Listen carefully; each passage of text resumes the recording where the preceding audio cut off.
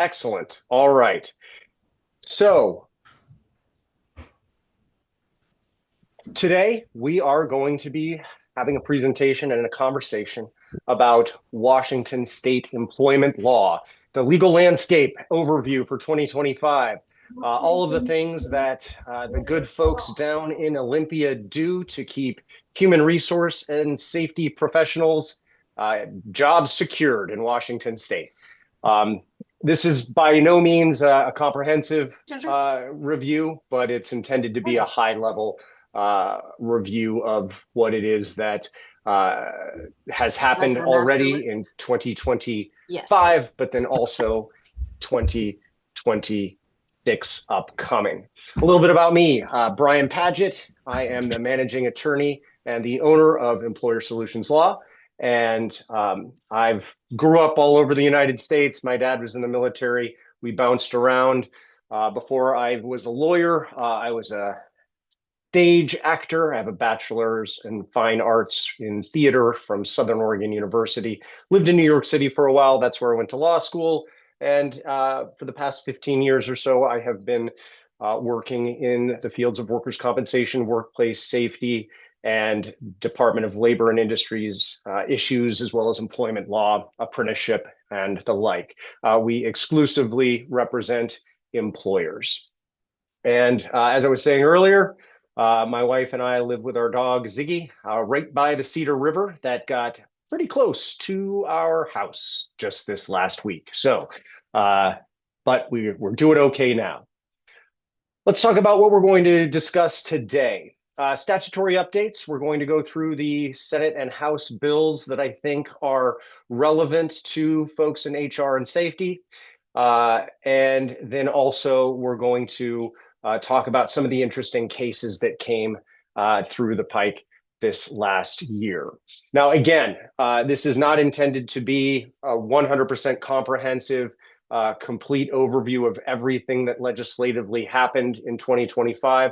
These are highlights, things that I think employers should be aware of, but by no means consider this a substitute for a comprehensive review of your systems and processes to ensure ongoing compliance with the ever-changing landscape of Washington employment and workplace safety laws. If throughout this conversation you have any questions, feel free to raise your hand or put something in the chat, and Ann will make sure that I address it either in real time or at the end of the presentation. Senate Bill 5101. They make changes to Washington's Domestic Violence Leave Act. Effective January 1st of 2026, the employees who are able to access the Domestic Violence Leave Act leave are going to be able to utilize that benefit if they are protected victims of hate crimes. So essentially, not only are domestic leave laws, domestic violence rather, triggering these leave laws, it's also hate crimes. Now, what is a hate crime? A hate crime specifically is the malicious and intentional commission, attempted commission, or alleged commission of an offense that's outlined by the RCW. Essentially, assault, physical damage, or destruction to the property of someone else, or threatening a specific person or a group of persons that puts that person or group of persons in reasonable fear of harm to themselves or to their property. So, a hate crime, you kind of know it if you see it. If you are a member of a protected class and you are subject to this threat or actual hate crime, then you can trigger the Domestic Violence Leave Act and get yourself some leave to take care of it. Your job will be protected if you have to be absent to seek legal or law enforcement advice or remedies, if you have to attend a court, civil, or criminal proceeding, if you need to go to the police office to file a complaint. And importantly, this applies to an individual but also if an individual wants to take leave so they can support a family member, a child, a spouse, a parent, an in-law, grandparents, or even if someone is just in a dating relationship, they don't have, we're not going to put a label on it, but we're together, and that's enough to trigger protection under the Domestic Violence Leave Act if you are responding to a hate crime. Helps you with social services. Essentially, if you need something related to a hate crime or alleged hate crime, you will have protections as far as the Domestic Violence Leave Act is concerned. So you have to communicate these enhanced protections to your employees. A lot of industry associations will have these pre-printed posters, workplace posters that update the notification requirements for Washington State.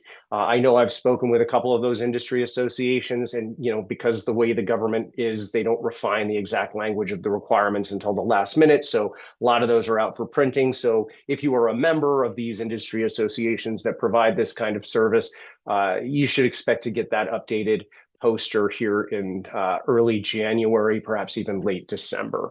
But regardless, you should be updating your communication requirements, the posters that you put in your employee break room or wherever you post notifications for your employees. You need to update it to ensure that that the communication is updated. The employees do have an affirmative duty to communicate advance notice to their employers, unless it's an emergency, right? So in an emergency, you can't provide notice, that's fine. But if you have a court hearing, you're going to have notice of that weeks or months in advance. You have to give your employer notice and say, hey, I'd like to be able to take this time off. I'm going to trigger my Protected Domestic Violence Leave Act leave so that I can have some time off without having to worry about my job. Now, that said, the Domestic Violence Leave Act is not paid. It's job protection, but it's not paid leave. But you may have some other complementary leave options that overlap. We've got the paid family medical leave. You've got PTO that folks can use as well. So just because the Domestic Violence Leave Act doesn't provide for compensation, be aware there may be other things that are triggered that may provide compensation. Senate Bill 1213, that brings us to some new requirements for paid family medical leave. This is an interesting one because it's going to roll out gradually over the next few years. But the first thing that we need to be aware of is job protection. If an employee has worked for you as your employee for 180 days, you're entitled to job restoration as of January 1st of 2026 if that employer has 25 or more employees. So it was previously, I believe it was previously at 50. Now it's at 25, triggers job protection. So not only is the employee entitled to their paid family medical leave compensation benefits, but now they're getting that job protection taken care of as well. So if you have 25 or more employees, if you were previously in that gray area, you'll want to start thinking about ensuring that you have a plan in place. If an employee has to take time off, you can't just replace them. You're going to have to sort of pick up that slack with your other team members or hire a temporary employee or something, but be aware of that. And be aware also that the thresholds are going to continue to decrease over the next few years. 15 employees in 2027 and down to just 8 employees in 2028. Now, if you're an employer with 100 employees and one of them needs to leave for leave, it's relatively straightforward and easy. You can find those resources to make up for that lost person's time and contributions. But when you only have 8 employees and one of them leaves, that's more than 10% of your workforce. So you're really going to want to think about how you're going to comply with the job protection requirements under this act as time goes on, especially if you're a smaller, more nimble employer. You and so you're going to want to make plans. You're going to want to make plans, and here's your notice that these changes are going into effect in 2026, 27, and 28. So really do think about it, because what you don't want to do is come up with a plan for how you're going to adjust to someone taking this leave when they're taking the leave. You want to have a plan in place before that happens, so that when it happens, you're ready. There's some additional requirements. Now you have to continue health insurance benefits for employers. Now, this is so long as they qualify for job protection, right? So job protection, you have to continue those health benefits. What I don't know, and what I think is going to be interesting to find out when we consider the unintended consequences of these legislative changes when we're talking about Olympia, but how does that work if you're paying into, say, a union medical benefits trust, right? And so you're paying per hour, and then once that employee stops working, you're no longer paying into that trust. Well, how do you ensure that that medical insurance continues in that circumstance? I think we're going to figure that out as it plays out. But it's one of those things where I just don't see it very clearly in the law addressing that type of circumstance. I also know that there are work requirements with certain health insurance. And so if that person falls below that work requirement threshold, what's going to be the impact on their insurance? And will you inadvertently find yourself out of compliance with this law? So these are questions that you should be asking in advance of folks triggering this protection, because again, perfectly good, perfectly honorable intentions could, outside of your control, find you out of compliance. And it's not like the Department of Labor and Industries or the state is going to go after the insurance company. They're going to go after you for being out of compliance. So just flagging that to have it on your radar. Also, something that's going to take effect is PFMLA hours are currently set to be taken in 8-hour blocks. And beginning in January of 2026, they can drop down to 4-hour blocks. So if somebody wants to come in and work in the morning and then go do physical therapy or whatever it is in the afternoon, they can take a half day instead of that full day, which would then extend the amount of time that they can be covered under PFMLA. House Bill 1121. This is concerning working hours for minors. It's a little bit of a niche issue, but I'm throwing it in here because I did find it to be interesting. L&I is going to have to allow 16 or 17-year-olds to work the same number of hours and days that they would during the school year that they would be allowed to during holidays and vacation times, if that 16 or 17-year-old is enrolled in a career and technical education program, like a pre-apprenticeship program, and the work is performed by an employer approved for the program, right? So if you're in a pre-apprenticeship for sheet metal work and you are working for a sheet metal employer who is approved by the program, then you get to work the same number of hours as a 16 or 17-year-old during the school year as you would during the summer months. But if you're enrolled in that same sheet metal program and you want to go work for Domino's Pizza, that's not going to fly. You can work for Domino's Pizza, but you have to, the trigger for being able to work the same number of hours during the school year as you would during vacations would not be triggered if you were trying to work for Domino's. House Bill 1173, this concerns high hazard facilities. So high hazard facilities, if you work at one, you know it, but it's generally petroleum refineries and petrochemical manufacturing. And this just concerns minimum wage. Essentially, it's bumping the minimum wage up for these workers to at least the required rate of a skilled journey level worker. If the worker does not meet that specific criteria for either a registered apprentice or a journey level worker. This is to cover those folks that are going to sort of fall in the middle. They want to make sure that that high hazard facilities are paying the higher wage so that they're not able to skirt hiring journey level workers. There's been a lot of scrutiny on high hazard facilities over these past few years, and that scrutiny will continue and is continuing in this way. House Bill 1308, personnel records. Now, this one I put in here just because I want to make sure folks are aware of it, because I do think there's going to be, I think there's going to be some issues with this as it really plays out. Now, this is one of those things that actually took effect on July 27th of this year. So you're already supposed to be doing this.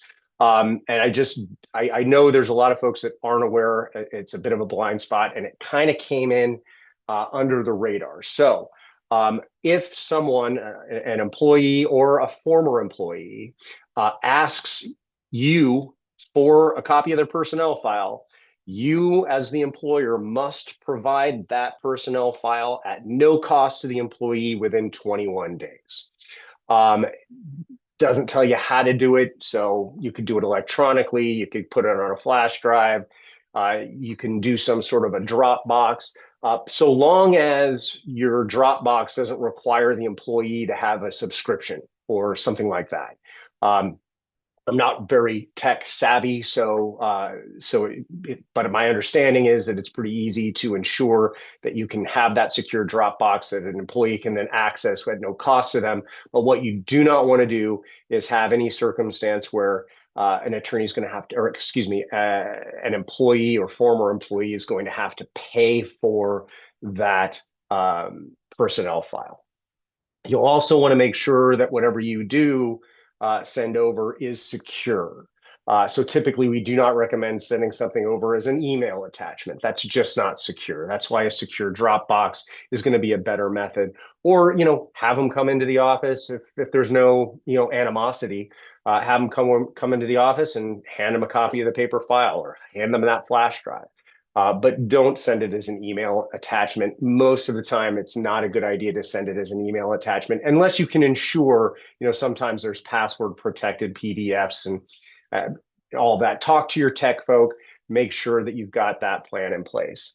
Now, if it's a former employee, this is an interesting development. If it's a former employee, that employee is allowed to ask for a written and signed statement of the last day of the work and the reasons for the discharge.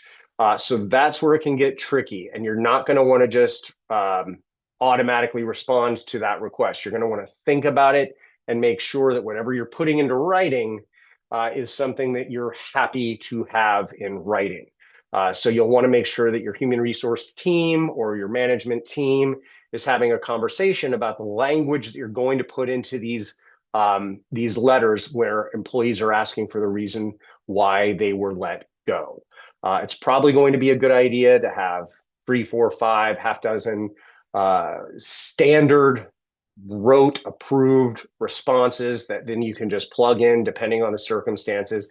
But again, you don't want to open yourself up to any kind of employment law action by inadvertently writing something that would be actionable, even if you didn't mean for it to be. And even though your intent was not something that would be actionable.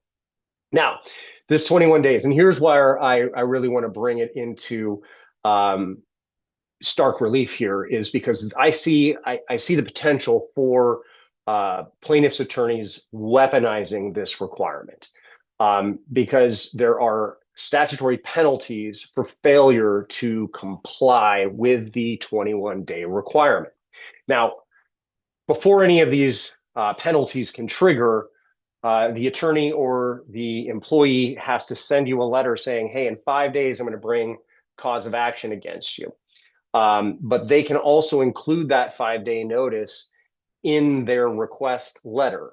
Hey, you must give me my personnel file. And by the way, if you don't, I'm going to bring a cause of action against you. And now they can bring a cause of action at the 21-day mark. Now, importantly, the $250, $500, $1,000, those, money is money, don't get me wrong, but in the big scheme of things, that's not likely going to shut your business down. What is going to have an economic impact, and where I see the pathway for an opportunistic plaintiff's attorney to weaponize this, is the attorney fees and cost provision. Now, all of a sudden, every letter that attorney wrote took them an hour to write it at least, and then the paralegal had to do that, and then they had to FedEx it to you. Now, all of a sudden, you're looking at potentially thousands of dollars of having to pay these attorneys because you didn't respond within 36 calendar days from the date of the request. So we saw this happen with ADA compliance. It still happens with ADA compliance. I can see it happening here. Again, it's something that's supposed to be a good thing to allow former employees, access to information that they should be entitled to, just like the ADA is a good thing because it allows folks with mobility or other needs to access the public places that those that don't need those mobility aids or other aids can access. That's a good thing. It just turns into something else when you have these opportunistic attorneys coming in and trying to make a quick buck. So just be on the lookout. What is a personnel record? A quick refresher. These are the things that we would consider personnel records. Now, importantly, if you don't already have like an employment agreement with this person, this law doesn't make you create one out of whole cloth. This is just saying if they have an employment agreement with you, you've got to hand that over. That's part of the personnel file. Now, importantly also, is this does not supersede any federal protections or other privacy-related protections. The one that's that comes to mind most directly is going to be medical information that you as the employer may have access to, say, as it relates to a workers' compensation claim or a request for accommodation. So those protections that you have for that kind of sensitive information is not superseded by this rule. So the private cause of action is what I was talking about earlier. That is how the employers, or rather the employment attorney on the plaintiff side, is going to bring a cause of action and then try and get those statutory fees along with those attorney fees and costs. So just have that on your radar. Make sure that if somebody's asking you about it, say, hey, I heard about this bill that took effect last July, and stay in compliance. House Bill 1524. Now, this is all about isolated employee protections, and it really stems from legislation that passed a couple years ago involving adult entertainment protection, adult entertainment employee protections. That is, folks having access to a panic room or a panic button, so that they don't find themselves in harm's way in what could be an inherently risky situation. This is sort of a variation and a continuation on that theme. Now it applies to isolated employees. So what is an isolated employee? It's someone who is working in a place where two or more coworkers or supervisors are not able to immediately respond to an emergency without being summoned by the employee. Or it's someone who spends at least half their working hours without a supervisor or another coworker present, and that they are employed by an employer who, as a janitor, security guard, hotel or motel housekeeper, or room service attendant. So what is this for? It's to protect the folks that are working by themselves and they're working in a place where they aren't able to get help right away. What if you're a housekeeper, you're cleaning a room at the far end of the hotel, and somebody comes in and does something weird and you need some help? You should be able to call for help quickly. Now, how are you going to do that? Well, first, you need to train your employees. Your employees who are considered isolated employees need to know that they have the same rights and protections as anybody else, specifically as it comes to harassment. Folks need to be trained in their rights. And also, they need to be trained how to use these panic buttons. What is a panic button? And so that training has to be documented, and those documents must be handed over to L&I upon request. Now, we're going to bounce back real quick here and go back to our definitions. Now, I know a lot of you don't hire janitors or security guards as a regular part of what you do. But also think about this. I know sometimes when we're contemplating temporary light duty jobs in the context of a workers' compensation claim, be aware that if you say, hey, I'm going to have, Francis be a security guard on this job site while they recover from their workers' comp claim.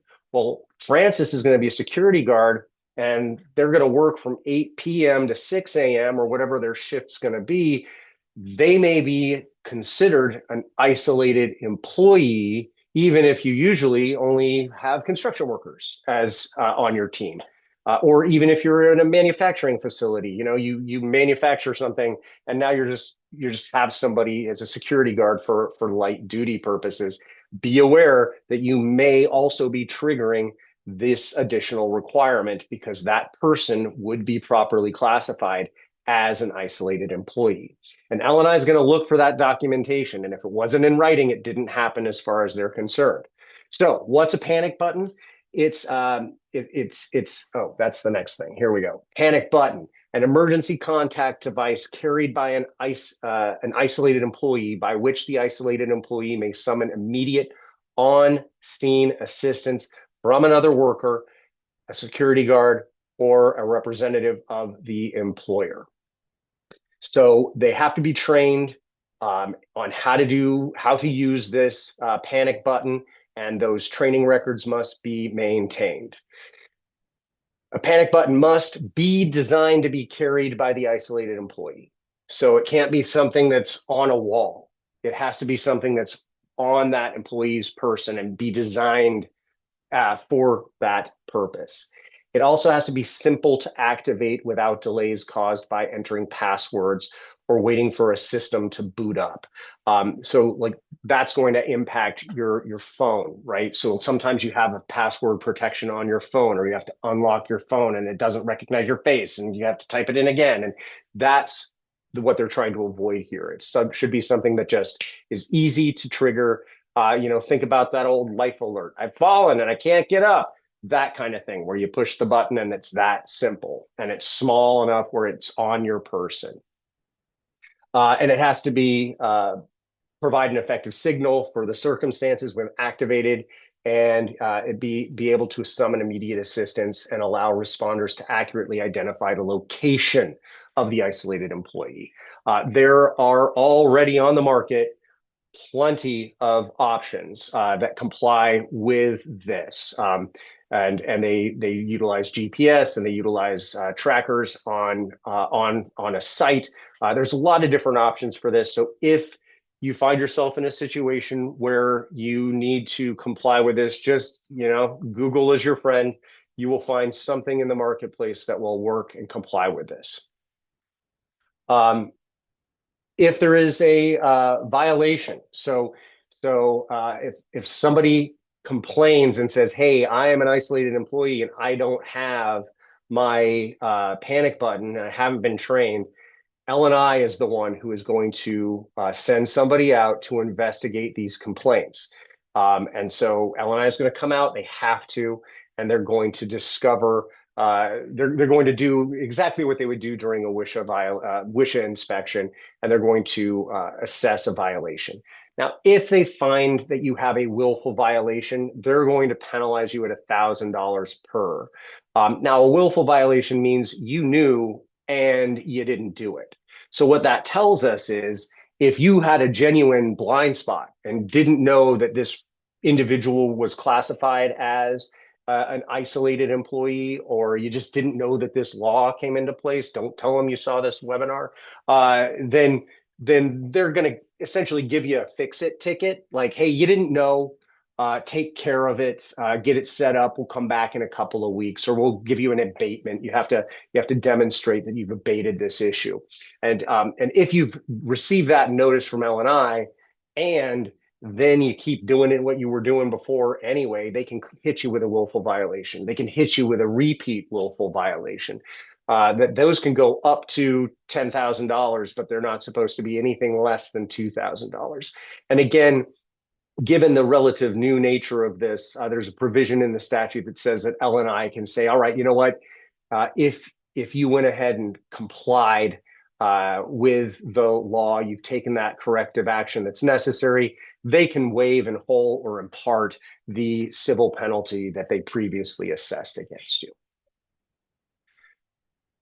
House Bill 1644, again, this may or may not impact you, but I thought I'd throw it in here because I know that this could apply to, say, folks that are doing work in the capacity of a pre-apprenticeship program, but it involves minors, specifically 16, 17-year-olds, and the folks that would require a minor worker permit. L&I now has to revoke a minor worker permit if the employer committed a serious, willful, or has some ongoing safety or health violation or child labor violation. And if that violation caused the death or serious physical harm to a minor that triggered an order of immediate restraint. If both of those are met, then the minor worker permit is pulled. So, for instance, the important thing is that both of those have to be triggered. So, if you are operating a resort and the resort has a kitchen and you have minors that work in the kitchen, and then at the resort you were doing some work on your plumbing, which triggered a trenching violation. Just by having a serious violation on your premise, that in and of itself is not going to pull that permit. But if the minor was working around that trench, fell in and broke their shoulder, for instance, now that's a circumstance where the violation and the injury overlapped, and the department is likely in that circumstance going to issue an order of immediate restraint, which then will pull your permit. So just be aware of that if it applies to you. House Bill 1747, changes to ban the box. This is where you can't ask employees about their prior interactions with the law. So this act is going to apply to any employer who has 15 or more employees beginning July 1st of next year. And then it's going to apply to all employers, regardless of the number of employees they have, starting January 1st of 2027.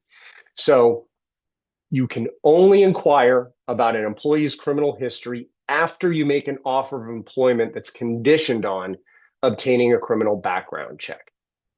So you're not allowed to ask about any kind of criminal background stuff when you're going through the interview process, or you can't have on your application anything about that. You're also not allowed to put that in your posting. Convicted felons need not apply. That's not allowed, and that hasn't been allowed for a while. But now you have to let the potential employee know that they have a job offer that's conditional, and if you're doing the background check, it depends on what comes back as to whether or not you're able to make an adverse employment decision based on what you learn. First off, there's an outright ban on making an adverse employment action based on an arrest record or any juvenile conviction records. A lot of the time, you're not even going to be able to get that information, depending on whether they've had those records quashed. But if you do come back with some juvenile issues or based on arrest records only, you're not allowed to make an adverse employment action based on that. And you cannot make any adverse employment action based on an adult conviction unless you have a legitimate business reason for taking such action. So let me talk let's unpack this. So first off, what is an adverse employment action? That's just a pretty simple way of uh, saying I'm not going to hire you. That's an adverse employment action. Or I'm going to fire you. That would be an adverse employment. I'm going to demote you. Anything that's adverse that involves your employment is an adverse employment action.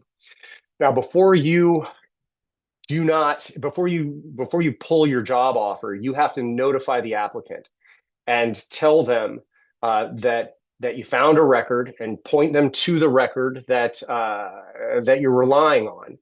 And you're saying, look, I found this record and it tells me this. And because of that, I am not going to offer you this job um, in 3 days. I'm going to hold the position open for 3 days, or sorry, excuse me, 2 business days. And I'm going to provide that applicant with an opportunity to correct the record. Maybe we got it wrong. Maybe it was the wrong John Smith. Maybe it was the wrong Jane Doe. Um, Give them an opportunity to correct it. Okay, that may change things, or they may want to tell you a little more information. Look, I was a different person at the time. I was 20. I was dumb. Since then, I've changed my life. I've turned it around, and all the good things that I've done, and I've learned so much, and I've worked so much, and I've been trained. They're allowed to sort of come back and tell you a good reason for what the record shows. Um, if the employer still wants to make an adverse employment decision, the employer has to do it in writing, and that written decision saying, "Hey, we're pulling the job offer," has to reference the specific documentation uh, and also the reasoning of each of the relevant factors, including the conviction on the position or business operation. So Bob, I appreciate that you gave us this explanation, but the nature of this violation is something that is prohibited from doing work on a school, and this job is construction. We're redoing the roof on this school, and so since it's an elementary school, and since you have this conviction, we cannot bring you back, or we can't bring you on to do the work, regardless of your good conduct, work experience, education, and training. So you've got to have a legitimate business basis for making that decision. There's an exemption if there's work under a federal contract that says, "Hey, no criminal records uh, can be working on this federal contract," then there's an exemption for employers in that front. Uh, so what can you talk about? What can't you talk about? Well, you don't want employees or applicants rather, to waste their time, and you don't want to waste your time if it's never going to happen. So you can let folks know in your job opening that the position is going to be subject to the background check after a conditional offer of employment, and then an employee may or may not even apply to that job depending on the circumstance. And you can't control what an employee or a potential employee says during the interview process. If somebody says, "Hey, I learned about this in prison, and this happened and that happened," in those circumstances, you can't control it. So long as you don't ask about it, then it's not your fault. But if an employee does say something about their prior conviction history, you've got to let the applicant know that they have protections under this law. And there's a guide that L&I has put together that's available online. You can literally Google it and it will pop right up, because you have to give that potential employee, that applicant, a copy of the Attorney General of Washington's Fair Chance Act guide for employers and job applicants. So if somebody mentions it, you can say, "Hey, thanks for telling me. Look, I got to let you know about this law that provides you with some protections. Here, let me print you a copy of this guide." If you violate this section, there's going to be some statutory damages, and the Attorney General can also pursue legal action to get some unpaid wages or unpaid administrative penalties, damages, reasonable attorney fees, and costs. So, the first violation is not going to be too onerous, but a continued violation of this statute really can start to add up to a lot of economic impact in the form of these penalties. And those penalties are paid to the applicant or the employee. And if there's no applicant or employee who can be identified, the Attorney General office is going to keep it. Great. House Bill 1817 is changes to paid sick leave. Specifically, it gives another permittable use for paid sick leave when it applies to immigration proceedings. So essentially, if there's an employee or an employee's family member who has to navigate the immigration process at all, go to an ICE hearing, attend the interview for citizenship, or attend anything having to do with immigration proceedings, including going to talk to an immigration attorney, then the employee may take that paid sick leave and be paid for it under the paid sick leave. An employer is allowed to request documentation, but you can't say, hey, give me that notice from the court. If the employee, I mean, you can say, give me documentation, and if the employee gives you notice from the court, then great, that's fine. But a written statement from the employee, signed by the employee, saying, hey, I have to take this time off because I've got an immigration deal I have to attend to. Thank you, signed Francis. Then you've got to accept that as sufficient. So there's a little bit of exposure to some potential gamesmanship here. If someone wanted to take time off and couldn't come up with a better reason, they could lie about it and just sign off on it. But that exposure is probably relatively minor. Now, any documentation that's handed over to the employer, they need to redact that so that it doesn't have any names or personal identifiable information about immigration status or immigration protection. Again, that's just that's a privacy issue. This one was interesting as well. House Bill 5041 talks about unemployment benefits during strikes and lockouts. So effective January 1st this year, individuals who are unemployed because they are on strike, or they can get up to 6 weeks of unemployment insurance following the specified disqualification period. So if somebody goes on strike, you're not allowed to get unemployment benefits during the disqualification period. That disqualification period is the earlier of either the second Sunday following the first date of the strike and the date the strike is terminated. Those are the disqualification ending dates, depending on circumstances.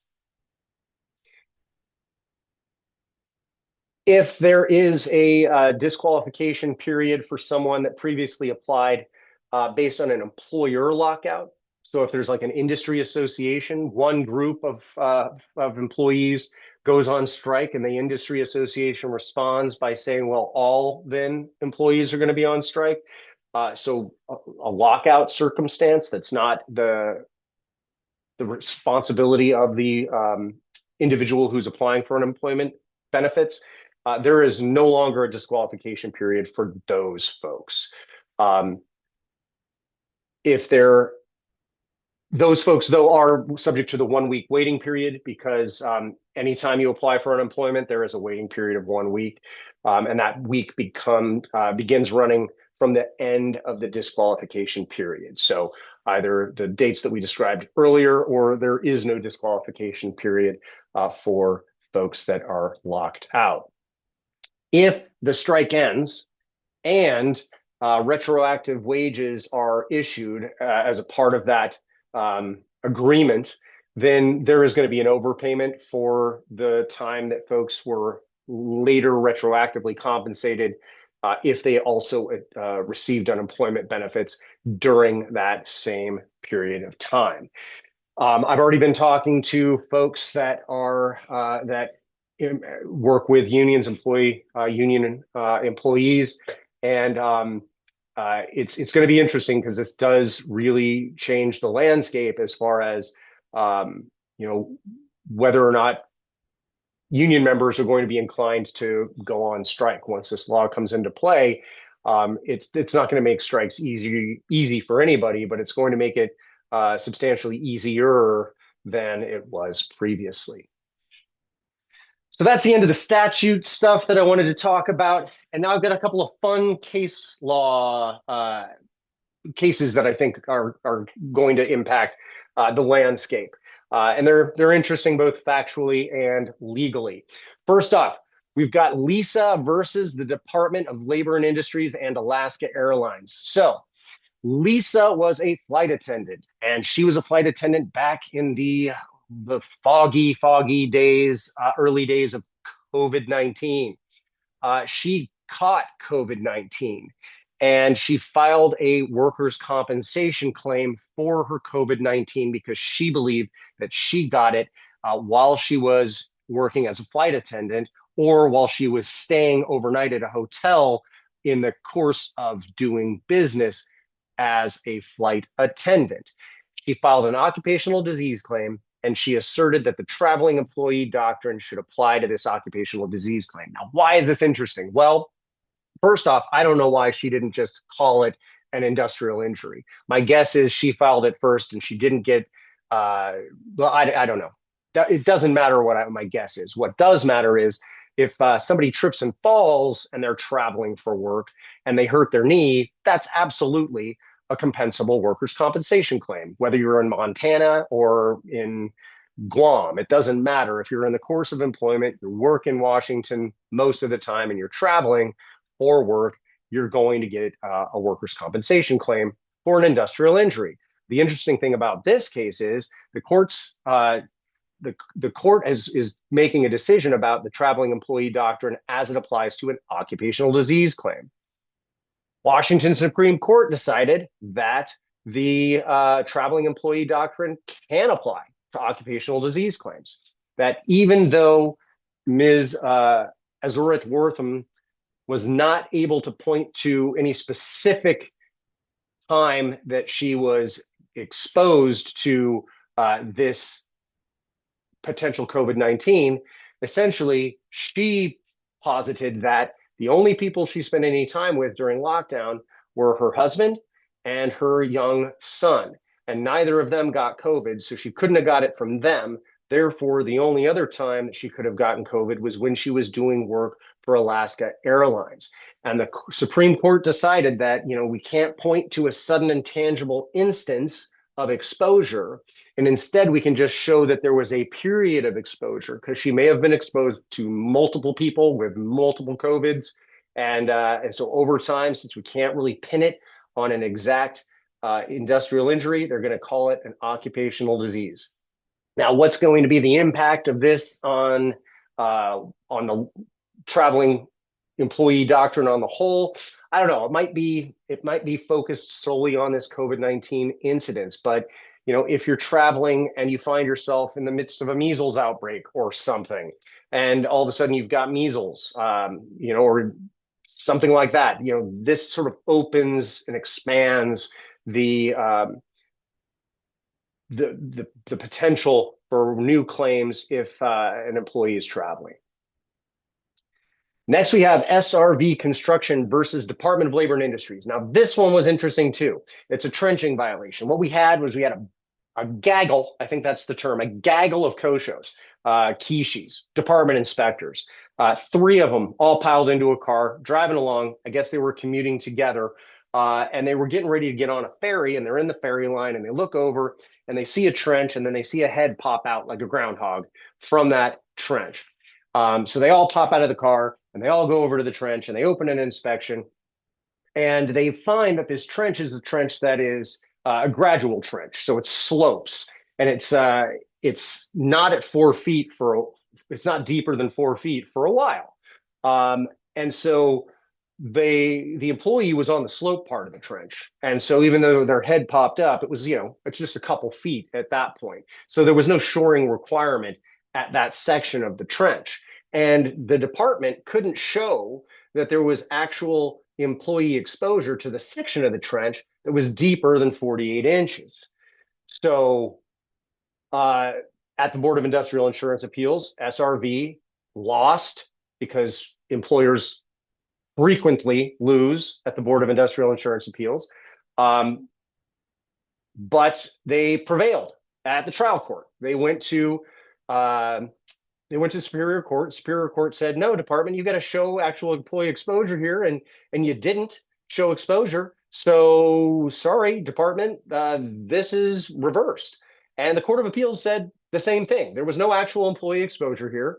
And so, yeah, sorry, Department of Labor and Industries. SRV was not out of compliance with the WAC. But the Washington Court of Appeals, Division 1, decided that the SRV employee was in the zone of danger while working in the trench. The zone of danger just means that there is an area surrounding the violative condition that presents the danger to employees which the standard is intended to prevent. The area surrounding the danger now is something where that's all that the department has to show. They don't have to show actual exposure. They only need to show that there was access to the hazard, that by reasonable predictability, in the course of the worker's duties, the employees will be, are, or have been in that zone of danger. So he could have gotten close to that 48 inches. And since he could have got close to that 48 inches, then that's enough to satisfy the exposure requirement that the Department of Labor and Industry has. It's another expansion of the already very broad and sweeping looseness that the department is held to as far as exposure and WSHA is concerned. But it's just something to be aware of. So what is it that you can do as an employer? Well, what could we have done in this instance? You have to put up a physical barrier. You know, if you want somebody working in a trench that's shallow, that is continued later on into a trench that is deep, that would require trench boxes, then you have to put up a physical barrier, or you have to preemptively put in the trench boxes. If you've got a section of the 4 foot of the trench that's 4 feet, and you want your employees doing work in the 2 foot section of the trench, they can't even go in the 2 foot section of the trench until the 4 foot section of the trench is shored up, or there's a physical barrier that's going to stop the employee from wandering into that deeper portion of the trench, because otherwise they're in the zone of danger, and that's all L&I has to prove. So it's well, that's what the court's decided. Bradshaw versus it was Anytime Fitness, rather, versus the Department of Labor and Industry. So again, going back to the heady days of COVID, when everything was shut down, businesses couldn't be open. Inslee said no, but the only real arm of enforcement that Inslee had to enforce his COVID mandates was the Department of Labor and Industries, in the context of employee safety. So this was not public safety, right? The Inslee was not protecting public safety directly, or enforcing public safety directly, when he utilized the Department of Labor and Industries Division of Occupational Safety and Health to shut Washington businesses down and fine them. Instead, he was using the Division of Occupational Safety and Health to protect employees. So all of those shutdowns of Anytime Fitnesses or the like were resulted because of employee exposure, not the general public. So we had these DOSH inspectors running around and doing inspections of businesses that were allegedly remaining open despite the mandate. And there was an Anytime Fitness that fit the bill. Somebody called in and said, hey, Anytime Fitness, people are still being fit. This is terrible. So a COSHO, an inspector, showed up, sort of assessed the scene, and saw that, folks were accessing Anytime Fitness by using their little lanyard, their little dongle, and swiping it across the keypad, and that opened the door, and then the door closed behind them. So what Dosh did is the inspector sort of hung out with a newspaper, smoking a cigarette real discreetly by Anytime Fitness. And as soon as, that's not actually what happened, but as soon as this woman used her dongle, opened up the door, uh, she walked through and he put his foot in the door and followed behind her surreptitiously. That was deemed tailgating. So he tailgated her in. And once he was in, it was like Willy Wonka's Chocolate Factory. He took all the pictures and nailed Anytime Fitness with all the violations and all the penalties. The Washington Court of Appeals decided that being tailgated by an entrant or tailgating behind an entrant who opened the door outside the door with her key card constituted an unreasonable point of entry and violated the fitness club's owner's reasonable expectation of privacy. And they affirmed the Superior Court's dismissal of the Dosh citations. So Constitution prevails. We still live in a democracy, a constitutional democracy, so that's a good thing. Regardless of how one feels about any of the things that happened back in the COVID times, we still have a reasonable expectation of privacy. And there are still methods where unlawful entry can be enforced and is being enforced. And albeit it took 5 years, but the right answer did prevail. And that makes me happy.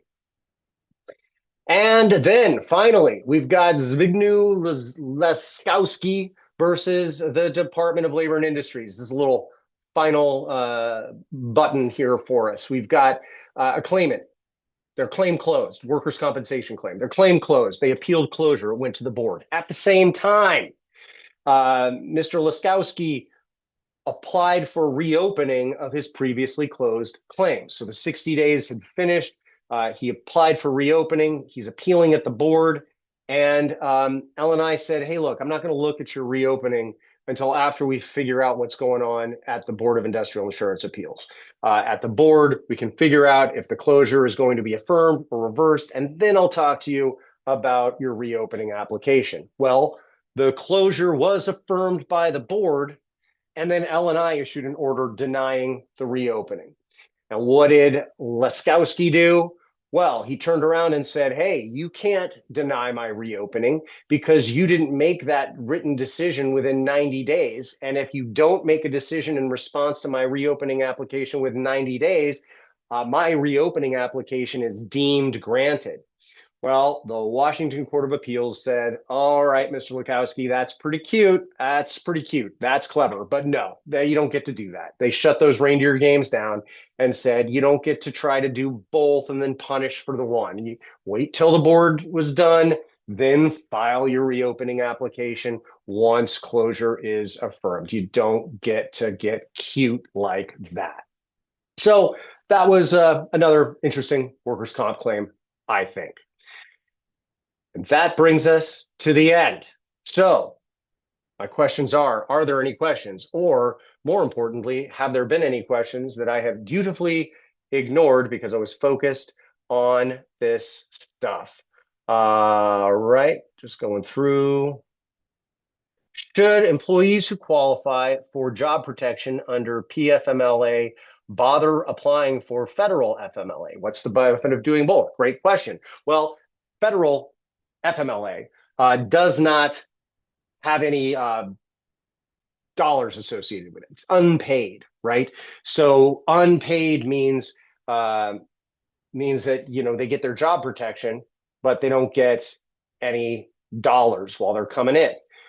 But you can, if you're PFMLA where you're getting paid, you can apply for both benefits and take them simultaneously, or there's a way you can take PFMLA first, and then if you still need more time off, and you're not going to get paid, but you don't want to lose your job, you can then apply for FMLA to get the job protection benefits that go along with FMLA, assuming that you work for an employer who is beholden to FMLA at the federal level. How is the working minors law impacted by minors who are emancipated? Great question, Bambi. I don't know. I think the minor is a minor is a minor.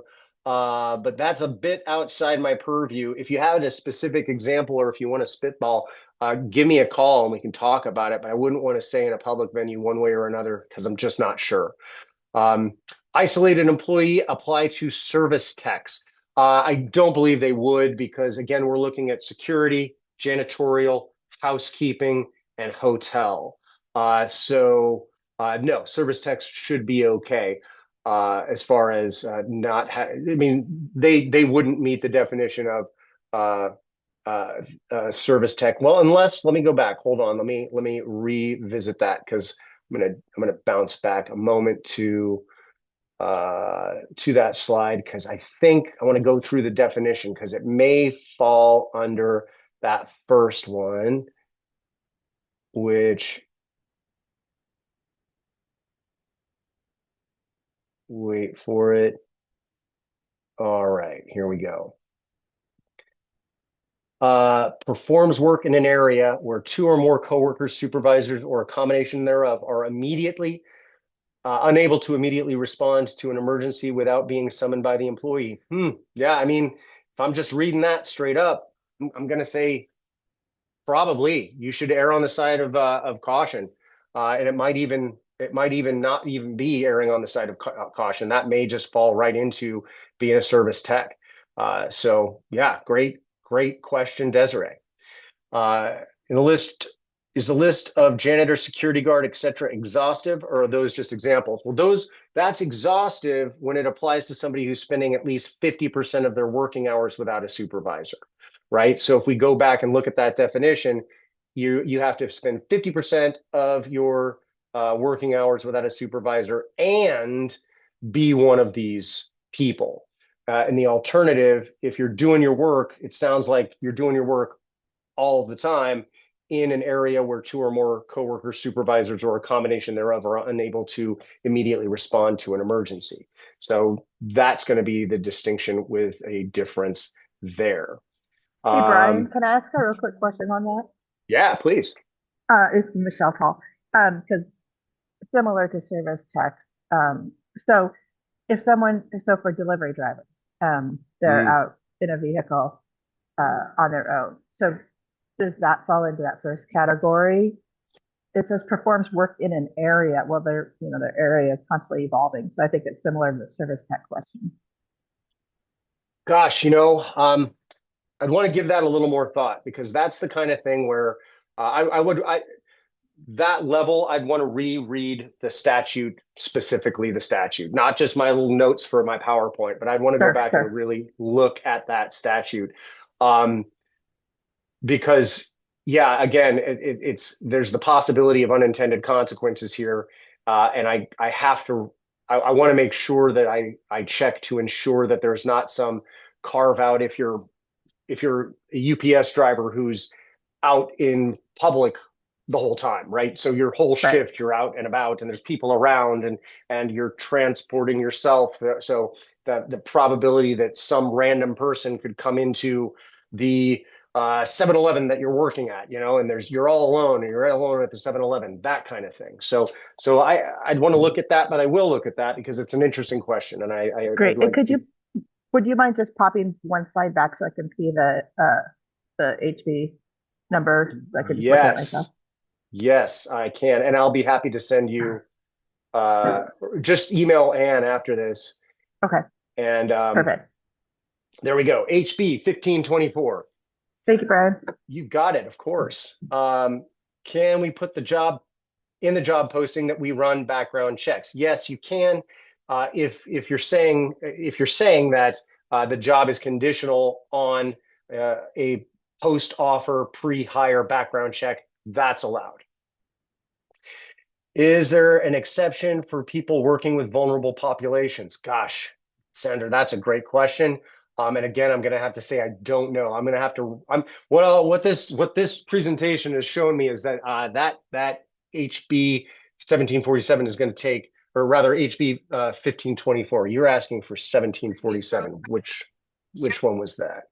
Can sleep in one, you can sleep in the other, like old things. That's why I would. Sorry. And I was Oh, Heather, asking about the ban the box. HB 1747. yes. Oh, okay. Ban the box. There we go. Thank you. Mhm. Is there an exception for people working with vulnerable populations? There might be. That would be your legitimate business basis, right? So there's not an exception to the process, right? You still have to comply with the process. But hey, Heather Findley, would you mind hitting mute real quick? We can hear. Thank you. Thank you. You still have to comply with the process. It's just that would be your legitimate business basis for taking that adverse employment action. But I would say that, in your job posting, you're allowed to say conditional upon running a background check, but you still have to have a legitimate business basis. And you have to follow the other rules accordingly. Does it apply to bad driving records? I don't believe so. Bad driving record is a different. That's not criminal. And if it is criminal, then I would say it's worse than bad driving. Excellent. All right. And I would say thank you. Anyone else have any other questions for us for now? Well, I really do appreciate everyone's engagement, and I really appreciate everyone taking the time to come out today. And yeah, really, really interesting questions at the end there as well.